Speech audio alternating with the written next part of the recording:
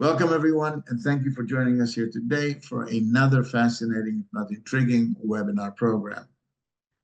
My name is Michael Steinberger. I am founder and CEO of Jewish Heritage Alliance, a nonprofit dedicated to research, preserve, and most importantly, promote the legacy of Sefarad, referring to the Jews that lived and were expelled from the Iberian Peninsula, nowadays Spain and Portugal. I always like to say that the Sefarad legacy lives everywhere. And by this, I mean that this Sefarad saga produced profound and lasting consequences that resonate across time and space, which continue to impact Jewish and world history today.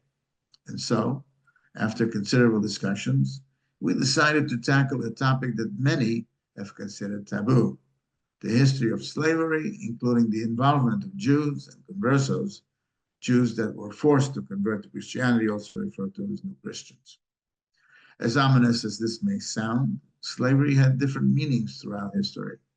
It is important to mention that Jews helped and participated in the fight to end slavery, including in the United States. This is a complex discussion fraught with misunderstanding, and today's event and the entire three-part series are intended to bring clarity to this topic.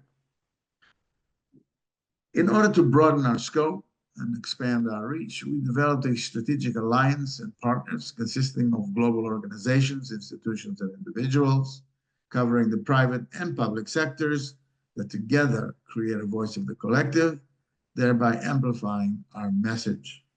At this time, I would like to thank and acknowledge our co-sponsors who helped make today's presentation possible. I would like to thank the Leonard Miller Center for Contemporary Judaic Studies and the George Feldingries Program in Judaic Studies of the University of Miami. I also would like to thank Congregation Mikveh Israel by way of the late scholar Herman Prince Solomon.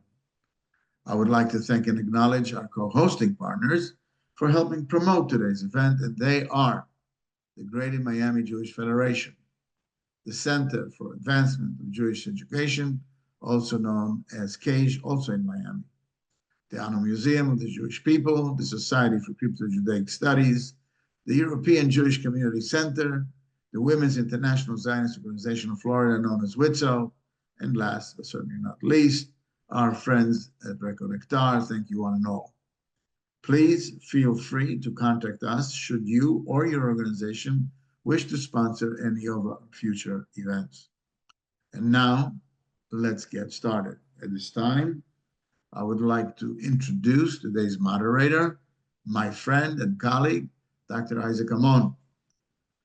He's the Director of Academic Research at Jewish Heritage Alliance. He was Legal Fellow at the International Criminal Tribunal for the Former Yugoslavia in The Hague, Legislative Director at the Missouri Department of Corrections, and an ISIS war crimes investigator. He is an adjunct professor at the Washington University School of Law in St. Louis, Missouri. This past summer, he was a scholar in residence at the Oxford University through the Institute for Study of Global Antisemitism and Policy. A proud grandson of Ashkenazi and Sephardi Jewish immigrants, he often speaks on the law, international criminal justice, and Jewish memory, including anti-Semitism, the Inquisition, and the Holocaust. And there we go. Take it away, Isaac. Thank you, Michael. Ladies and gentlemen, good morning, good afternoon, and good evening, wherever you may be around the globe. Welcome to today's webinar, part one of a three-part series on slavery, legacy, and modern reflections. As the moderator for the webinar, a reminder to the audience to please submit questions to the Q&A box, and we will try to address as many as we can in our limited time today. This JHA series aims to provide an in-depth look at the historical, ethical, and social dimensions of Jewish involvement in the institution of slavery across the ages. Today's webinar, part one, From Biblical Times to 1492, will explore how the Hebrew Bible, the Talmud, and Jewish tradition addressed slavery from its earliest beginnings millennia ago, the Jewish role in the medieval Mediterranean slave trade, and even the painful reality of Jews themselves being enslaved or persecuted during times of political and social upheaval. Today's webinar concludes with the expulsion of Spanish Jewry in 1492 and the forced conversion of Portuguese Jewry in 1497, pivotal moments that transformed history. Part 2, From Expulsion to the American Revolution, will be on Sunday, April 27th, 3 weeks from today. It will focus on the transatlantic slave trade, the early modern period, and the global trading network of the Iberian Converso diaspora. Part 3, From the Declaration of Independence to the Civil War, will be on Sunday, May 11th, which will examine slavery and the American Jewish experience amidst the backdrop of the 250th anniversary of the beginning of the American Revolution and the 160th anniversary of the end of the Civil War. Ladies and gentlemen, our topic in this series asks us to confront an important part of Jewish and world history that is all too often overlooked, misunderstood, or compressed into sound bites. The impact of slavery is still with us in the 21st century, in our laws, institutions, economic realities, and in deep societal memories. Like other groups, Jews lived within structures of their time, including slavery. Some were involved, a few spoke out against it, and many were somewhere in between. And this dual reality can be hard to sit with. On one hand, a tradition that emphasizes justice, liberation, and memory. Remember that you were slaves in Egypt, which will be said at the Passover Seder next weekend. And on the other hand, participation, however limited, in a system of bondage. Yet Jewish involvement in slavery has often been distorted and used to fuel anti-Semitic narratives, especially from the Nation of Islam.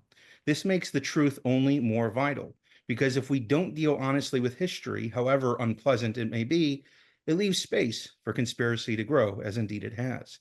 If we are serious about truth and the moral responsibilities of memory, then we must be serious about the past in all its complexity. For in the end, history is not about purity. It is about courage and the bravery to ask hard questions, to grapple with uncomfortable facts, and to hopefully emerge with a deeper understanding. I now have the honor of introducing today's presenters, both of whom are friends, mentors, colleagues, and experts in this topic. Our first speaker is Professor Paul Finkelman, a specialist in American legal history, constitutional law, the American Civil War, and race and the law. He is the author of more than 150 scholarly articles and 30 books. His op-eds and shorter pieces have appeared in the New York Times, Washington Post, USA Today, and Huffington Post. He was recently named the 9th most cited legal historian according to Brian Leiter's law school rankings. He has written extensively on Presidents Thomas Jefferson and Abraham Lincoln, and the United States Supreme Court has cited his scholarship on religious liberty and other aspects of the Bill of Rights in 6 cases. He's also the former president and chancellor of Gratz College, the oldest independent Jewish college in the United States, and he is currently a visiting professor at the University of Toledo College of Law. Paul, the floor is yours. Thank you very much, Isaac. It's a delight to be here. This is a hard topic, as the first 2 speakers have noted. The first thing to understand is that slavery is perhaps the second oldest human institution or organizational structure after marriage and family. We find evidence of slavery throughout the ancient world. We find evidence of slavery in archaeological discoveries that predate the written language. Slavery has been present in almost every human society known to mankind. As the Harvard scholar Orlando Patterson observed, there is nothing notably peculiar about the institution of slavery. It has existed from the dawn of human history right down to the 20th century, and we could add right down to the 21st century, in the most primitive of human societies and in the most civilized. Patterson found slavery in every region on Earth and concluded, quote, probably there is no group of people whose ancestors were not at one time slaves or slave owners. I would add that there's probably no group of people in the world whose ancestors were not at one time both slaves and slave owners. Slavery has differed from place to place, from time to time. For example, in ancient Rome, slaves could own some personal property, but in the United States, except Louisiana, they could not. On the other hand, in ancient Rome, a master could simply kill a slave because the owner felt like killing the slave. In the United States, there were laws and sometimes prosecutions of masters who actually murdered their slaves. But one thing is common about slavery. It is always about force. It is always about violence. It is always about the denial of basic human rights and basic understandings of what makes people people. As Aristotle noted, the slave is not merely the slave of the master, but wholly belongs to the master. These considerations, therefore, make clear the nature of the slave and his essential quality, one who is a human being belonging by nature not to himself, but to another, is by nature a slave. And a person is a human being belonging to another, is an article of property. Similarly, in discussing what penalties a Jewish slave owner might face for punishing a slave, whether a fellow Jew or a follower or a foreigner, to the point of death, the Torah notes that the law should not presume a master intentionally killed a slave because, and I quote, he, the slave, is his, the master's property. It is very hard for modern people to comprehend the notion of treating other people as property. But this is a very modern notion. The idea that you shouldn't teach, that you should not treat people as property, did not really emerge until the 1600s, with a few very minor exceptions. Slavery, as I said, has been imposed on people of all ethnic groups, all racial groups, all religious groups. The very word slave comes from the word Slav. The Slavic peoples of Lithuania, Poland, parts of Russia. Why does slavery come from their name?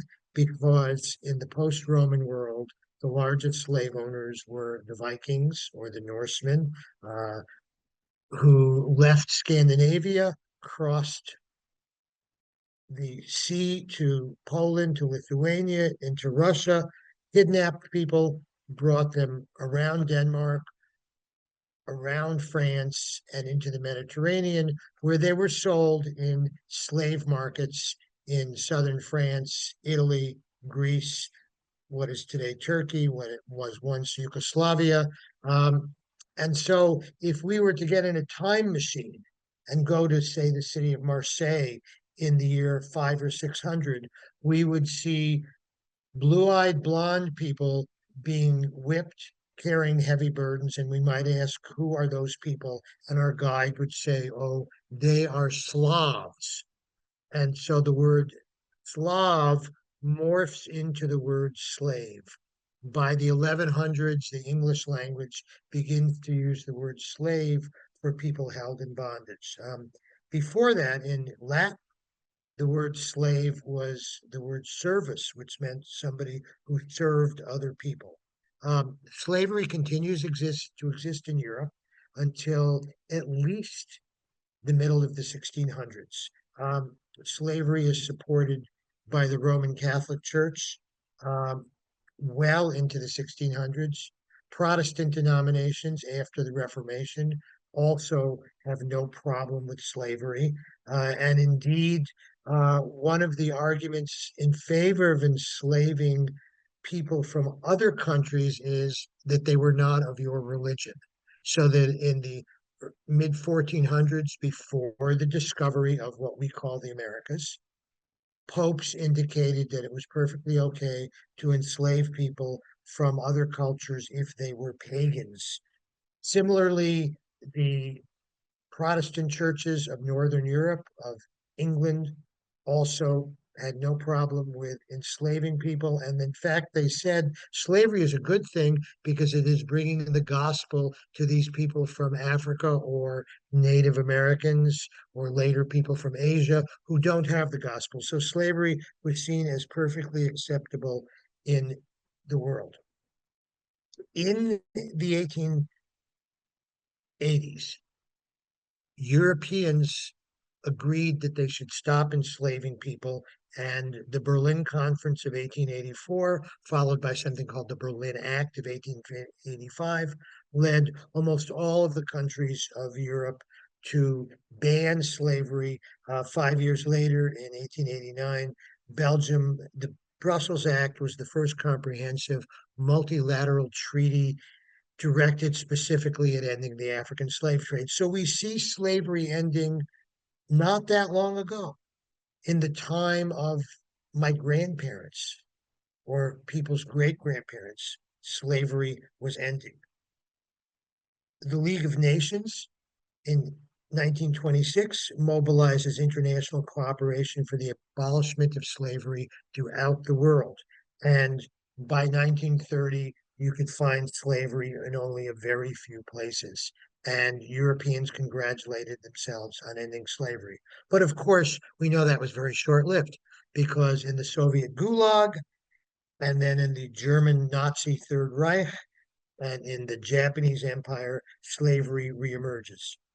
To put it in perspective, from 1939 to 1930 to 1945, Germany transported more than 12 million foreigners to the German Reich as forced laborers and as slaves. This does not include the many Jews and Slavic peoples outside the Reich in places like Poland, or what is today Romania, or in parts of Russia that the Nazis captured, where hundreds of thousands more people were enslaved as well.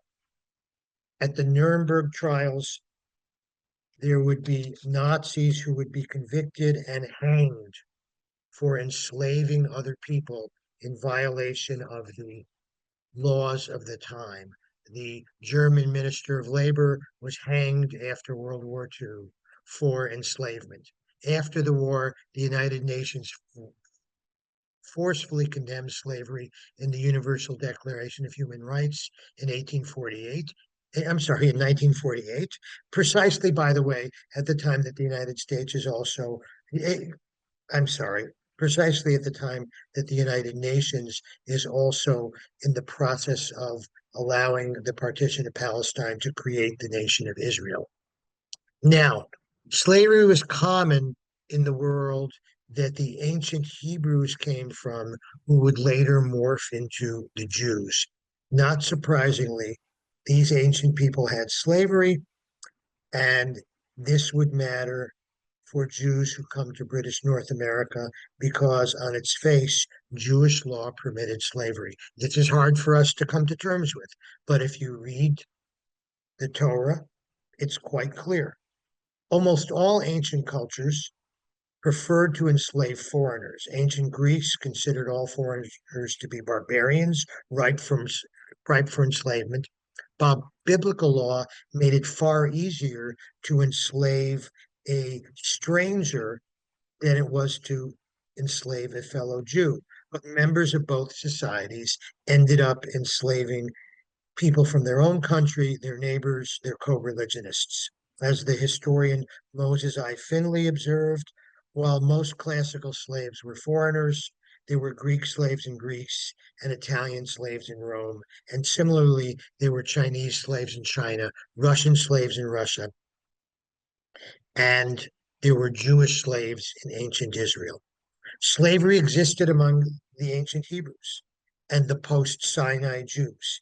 Abraham, like slave owners at his times, lived in a slave culture. We remember the story of Hagar. Hagar runs away, and God sends an angel and says, Hagar, why do you flee from your mistress? Why do you flee from Sarah? And Hagar complains that Sarah mistreats her. And the angel says, go back to your owner. Hagar is a slave. Now, some Jewish translations translate her as a servant, but it's not a servant, it is ownership.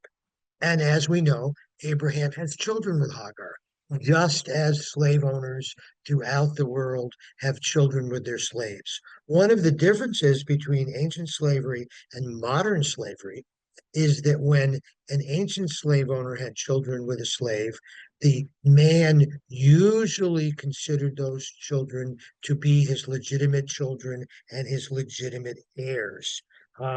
So in fact, Ishmael will be the heir of Abraham until Isaac comes along. Fast forward just briefly to Jacob, the grandson of Abraham. Jacob has children with his two wives, Leah and Rebekah, because of course in the ancient world, polygamy was also common and legal everywhere. But he also has he also has children with two slaves, Bilhah and Zilpah. And in fact, the 12 tribes of Israel are mostly descended not from Jacob's wives, but from his female slaves. And so those of us who are Jewish today are in part, many of us, descended from the slaves owned by Jacob. Thus, in theory at least, all Jews are both the descendants of slave owners, like Abraham and Jacob, and also the descendants of slaves, like Bilhah and Zilpah.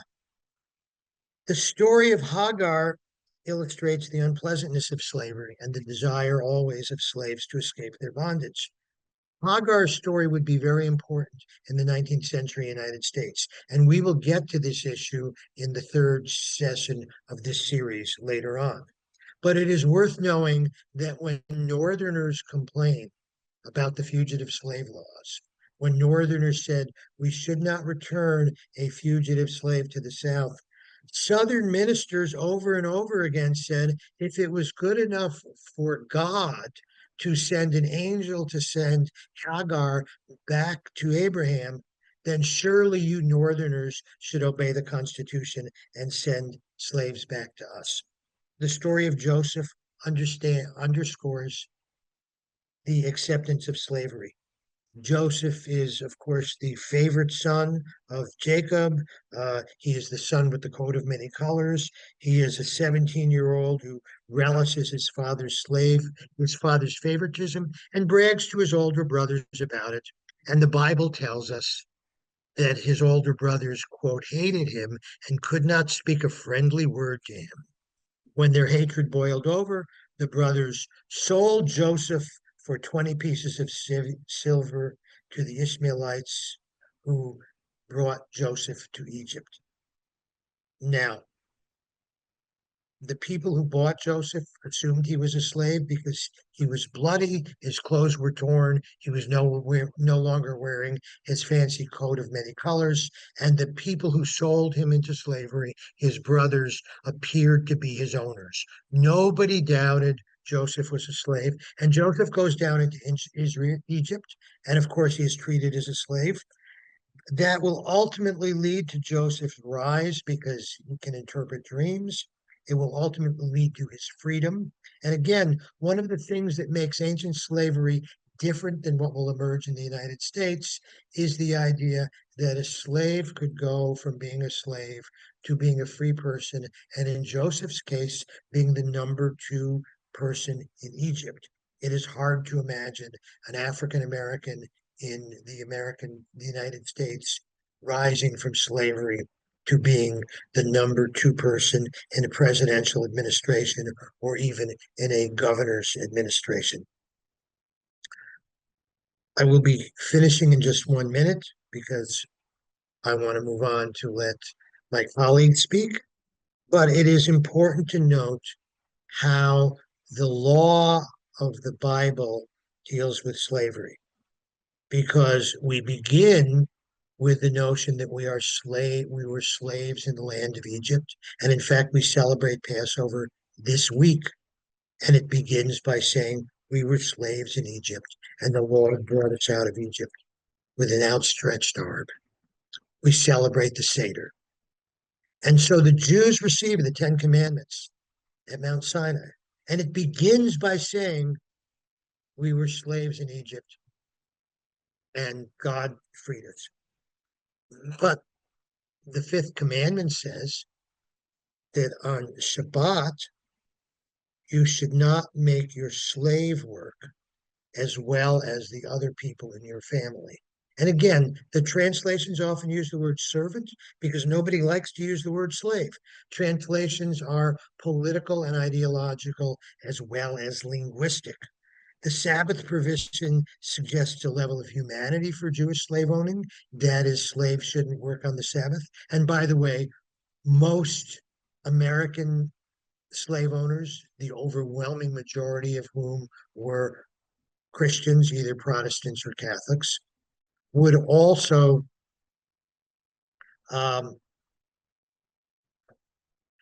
not make their slaves work on Shabbat. By the way, somebody in the audience said it's the fourth commandment, not the fifth commandment. That'll teach me not to look at my notes more carefully when I'm speaking. Thank you very much. The 10th commandment tells you you should not covet your neighbor's slave woman or slave man. Again, it says servant in translations, but it's not a servant. It's about slavery. So here we have people who've just left slavery, just left their own oppression. And what do? They assume in the 10 Commandments that they're going to have slaves. And if you missed it in the 10 Commandments, which is in Exodus 20, then go to Exodus 21, where it specifically sets out how you could sell your daughter into bondage, how you could turn non-Jews into bondage, how you can turn fellow Jews into bondage. One of the rules of Exodus 21 is that if a person comes into your household as a slave and gains his freedom, so he is sort of a short-term slave. If he came in without a wife and you allow him to marry while he's working for you, he has to leave his wife and children with you when he leaves. But if he says, I love my wife and I love my children and I want to leave with them, then Exodus 21 says, then he has to be a slave for the rest of your life. So even Exodus 21 is setting up a system where Jews can enslave other people for life. And what does Exodus say about killing a slave? It says that if a man should strike his manservant or maidservant with a rod, and the person dies under his hand, he shall surely be avenged. But it is not clear what avenged means for a dead slave, because after all, the slave has no property. Furthermore, the Bible also says that you should not assume that it is murder when a man kills a slave, because he is his property. In other words, the notion is that we should not assume that any killing of a slave is intentional, but rather it is unintentional, because after all, no one would ever destroy their own slaves, just like no one would ever drive a $50,000 car into a tree, right? Just as no one ever throws something at the wall and breaks the wall or break a window. We know that, in fact, in anger, people do many things. So I'm going to stop here because it's time to move on and move forward. But this is the world that the Jews lived in, a world where slavery is everywhere. And Jews bought slaves, sold slaves, owned slaves, and set up rules.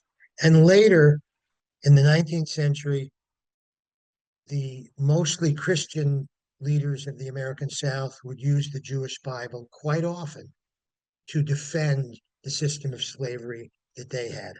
I now give it back to you, Isaac. Thank you very much, Paul, for your opening remarks and for setting the stage and the foundation of this webinar and this series.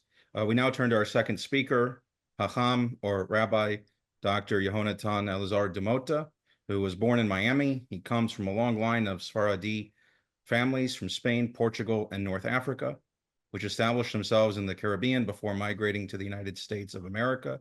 He holds an MA in anthropology and religious studies from Florida International University and a PhD in international law from the University of Amsterdam. He has been a visiting lecturer at Universidad Lusofona Porto, a postdoctorate research fellow at the University of Antwerp, and is presently a distinguished research fellow at the Law and Religion Department at Emory University. He has published numerous books and articles on Jewish law and Western Sephardic Jewry in several languages, including Spanish, Portuguese, Hebrew, and English. Yehonatan, I turn it over to you. Thank you, Isaac, for the introduction. And thank you, Paul, for the wonderful first part of this lecture today. And I would like to continue our talk today where you left off with the Bible and explaining what is Canaanite slavery, and then going through the history in the Talmudic period, the period of the Geonim, which is the period after the close of the Talmud, and then we get into North Africa and Spain or Portugal, Al-Andalus, as it was known in the medieval time period by the Muslims. So I will now begin my presentation. Okay, so Canaanite slavery refers to, when we talk about Canaanite slavery, we're talking about the slavery that results from the context of war. We know that the Israelites engaged in wars of conquest in the land of Canaan. And when we go to the Torah, it tells us in Leviticus 25, this particular precept regarding male or female slaves that you're allowed to have. You can buy a male or female slave from the nations that are around you. You can also buy them from the foreign guests who live with you and from their extended families that are with you.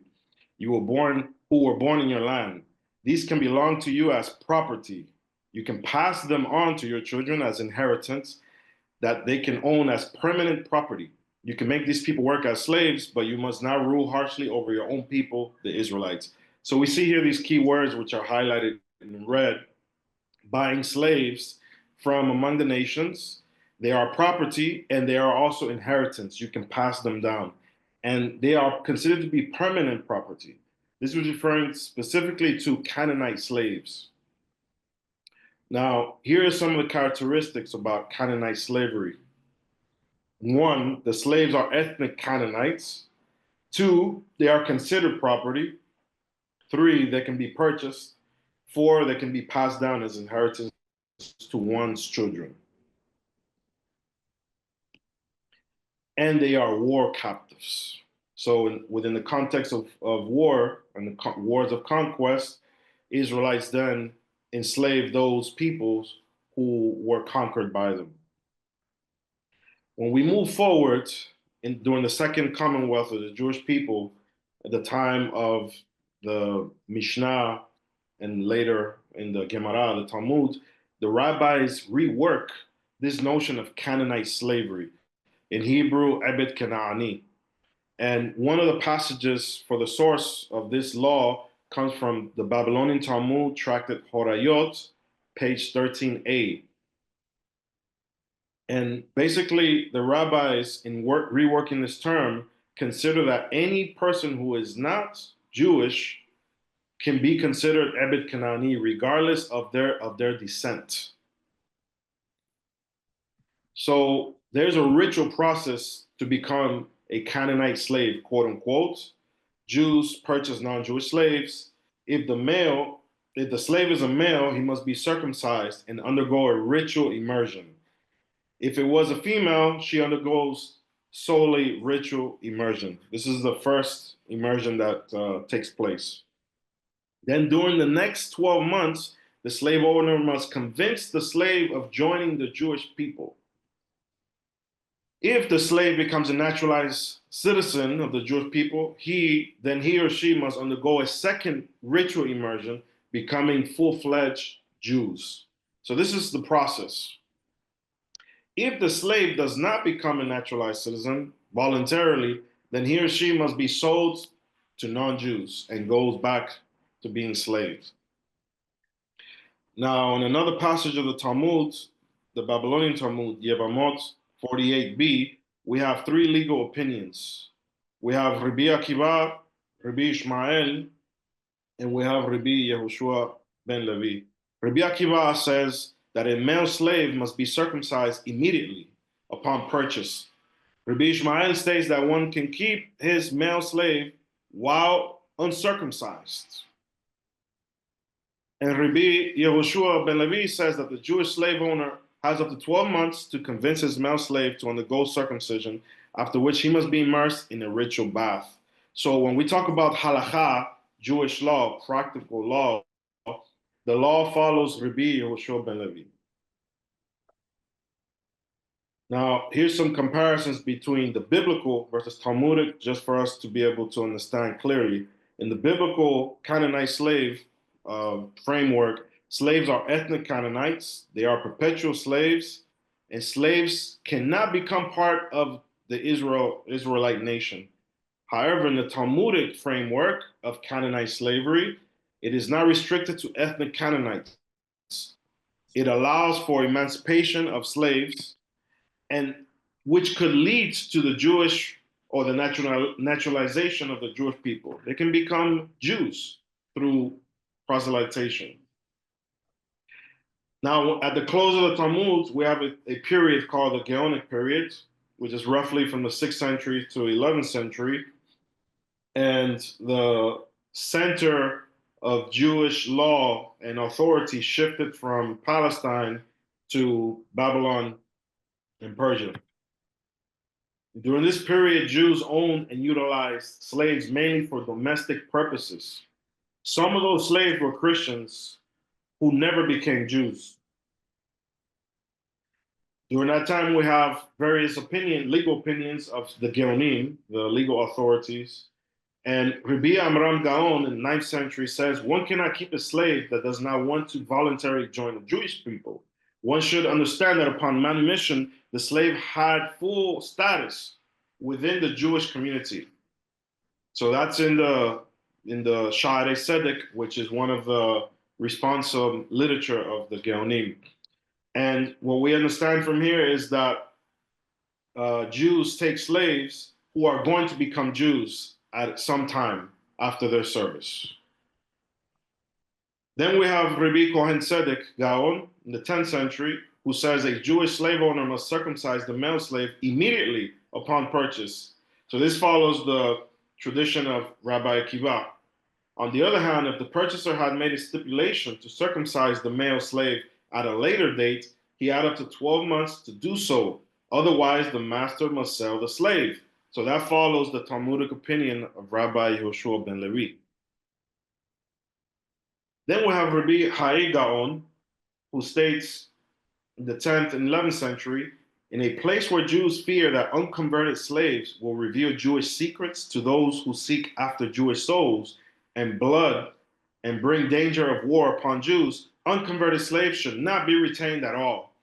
So this opinion is a very strict opinion, stating that a non-Jewish slave or slaves owned by Jews should, if they don't want to become a part of the Jewish people, they should be sold immediately because it could be dangerous. Moving along to the North African rabbis, we have the Rif, Rabbi Isaac HaKohen Alfasi, who states in his responsum literature that the application of these laws, which we have discussed from the Talmud, circumcision and ritual immersion, do not apply unless the slave voluntarily accepts to become a naturalized citizen of the Jewish people. So we can understand here that the notion of joining the Jewish people as a slave is not something that is guaranteed, nor is it forced upon the slave, but is an end goal. When we look at the Spanish rabbis, we have one of the greatest minds, if not of Sefarad, also I would say of the Jewish people in general. Moses Maimonides, known as the Rambam, codifies the law in the Mishneh Torah on the laws of slaves in chapter 8, stating, when a person purchases a slave from a Gentile without making a stipulation beforehand, and the slave does not desire to be circumcised or to accept the precepts incumbent upon slaves, he is given leeway for 12 months. If at the end of this period he still does not desire, the master must sell him to a Gentile or to the diaspora. If the master made a stipulation with the slave at the outset that he did not have to circumcise him, the owner may maintain him as a Gentile for as long as he desires and may sell him to a Gentile or the diaspora. So here we see a legal nuance which we didn't see before in the Talmudic literature, which namely discusses the stipulation of not circumcising the slave. So according to this ruling, one can keep an uncircumcised male slave if and only if the owner made a stipulation at the beginning, and if the slave keeps the 7 Noahide laws. So the Rambam also states that a slave can be kept without any time constraints. So this is also key, because it also is also demonstrating a change or an evolution of the law, as previously stated within the Talmudic literature. Initially, the Rambam codifies the halakha according to the legal opinion of Kohen Tzedek Gaon, but adds that the slave must keep the 7 Noahide laws. So what are we talking about by Noahide laws? These are supposed 7 universal principles which were taught. 6 of them were taught to Adam in the Garden of Eden and transmitted orally down to Noah, and 1 of them was added at the time of exiting the ark at the time of the flood. And these are the 7 supposed laws. So according to the Rambam, if a slave did not keep these laws, at least, then a Jewish owner cannot have that slave. That would be considered like a pagan slave completely. Now we move on to another Spanish rabbi. He was actually Franco-German, but he relocated to Spain, to Toledo, in the 13th century. And he's known as the Rosh, Asher ben Yechiel. And this is what he states in his legal treatise on this matter. In these territories where it is prohibited to convert any non-Jew, he is like a slave whose master stipulated a priori to not circumcise him, and the master may keep him uncircumcised as long as he desires. This is key, because he is bringing the legal anthropology at the moment, which is stating in these lands or these territories, which are specifically places where Christians have authority and Jews are not allowed to proselytize anyone. And so within that context, we're talking about Christian Spain, Jews cannot convert anyone to their legal tradition or cultural tradition. Then we have the Rashba, Rabbi Shlomo ibn Aderet, who's also living in northern Spain at the time, the 13th century. And he states, certainly if a slave is acquired in a state of war, he is acquired and not remain in a legal dispute with the captor. The difference between the hazakah of war, or the legal presumption of war, and the hazakah of theft is the hazakah in the case of war is immediately valid, as we see from the case of Amon and Moab, who were purified by Sikon. He goes into a very long discussion of war, a biblical war between the Israelites and the Moabites, to explain the legal categories of the difference between a war slave or war captive and a slave who was stolen. So it's illegal to steal a slave or steal a person and enslave them. So in this context, the Rashba compares the legal presumption of the acquisition of a slave versus the theft of a slave.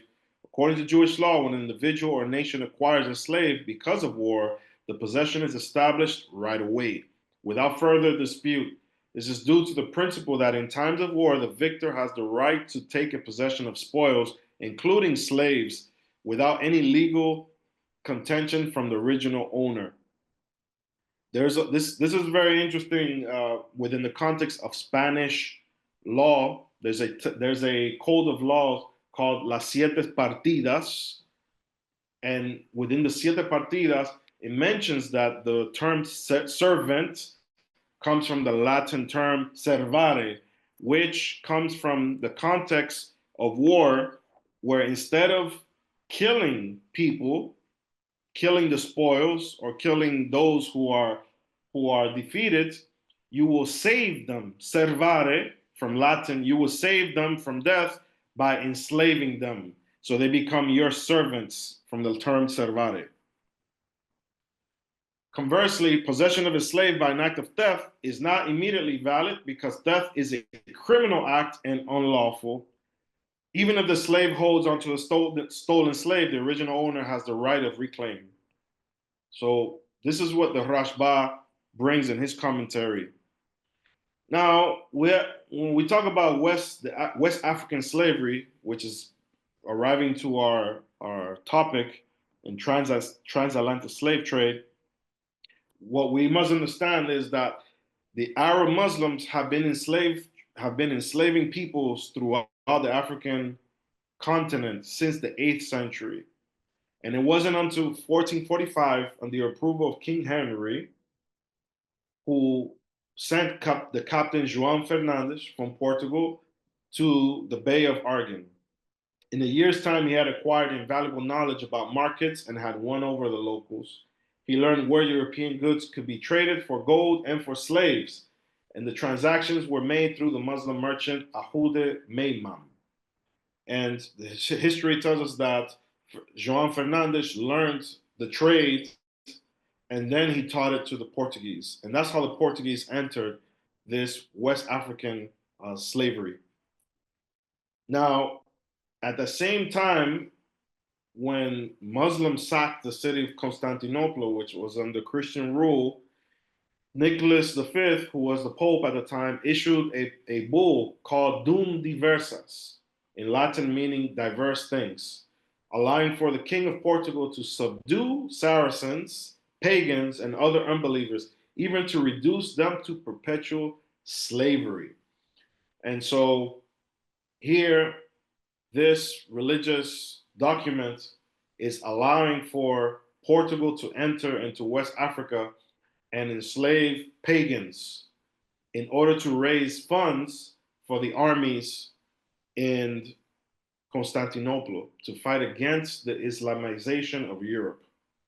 Facing this threat of Islamization, Pope Calixtus III, so this is a few years later, he vowed to recover Constantinople and reinstate Christendom in the early Eastern Mediterranean. So before the commencement of transatlantic slave trade in 1501, the involvement of Iberian Jews in slave trade was minimal. You can find this in Jonathan Short's book called Jews and Blacks, page 50. And Sephardic Jews were accustomed to purchasing Black Africans for domestic purposes, just as it was common for Jews during the time of the Geonim to have slaves for domestic purposes. Non-Jewish servants formed part of a Jewish households, since they could perform tasks on the Sabbath which were forbidden to Jews. For example, maintaining fire, burning on the Shabbat to have warmth and to be able to eat warm food. So Jews are not allowed to manipulate fire on the Shabbat, and by having non-Jewish slaves, they would be able to perform those tasks. So we can state that while Spanish medieval concept of a slave was not restricted to any specific racial or ethnic group, the Portuguese introduction of the trade in sub-Saharan African slaves to Europe in 1445 led to the infusion of pejorative elements into medieval Iberian slavery law, shaped by phenotypes and influencing its language. That's something that you can see, you can study that in my book, in my dissertation, how Portuguese legal codes utilize the language of phenotypes and enslavement and make those notions law. I would like to thank our presenters today. Thank you, Isaac. Thank you, Paul.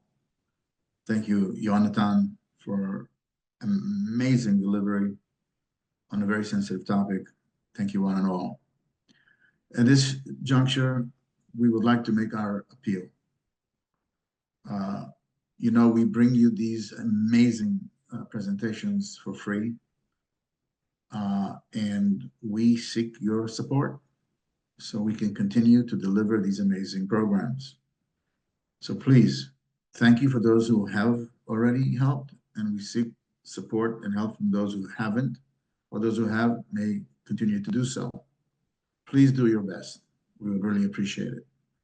Before we leave, I also want to bring to your attention that Jewish Heritage Alliance operates and delivers amazing, unique travel experiences. We have these, what I call educational journeys, that are intended to bring the Sefarad stories to life. Those of you who are interested in traveling with us, please reach out, send us an email, give us a call. I assure you, these are amazing trips. And so at this point, we want to finish our presentation. I also would like to thank the audience for attending, and we'll see you next time. Bye-bye.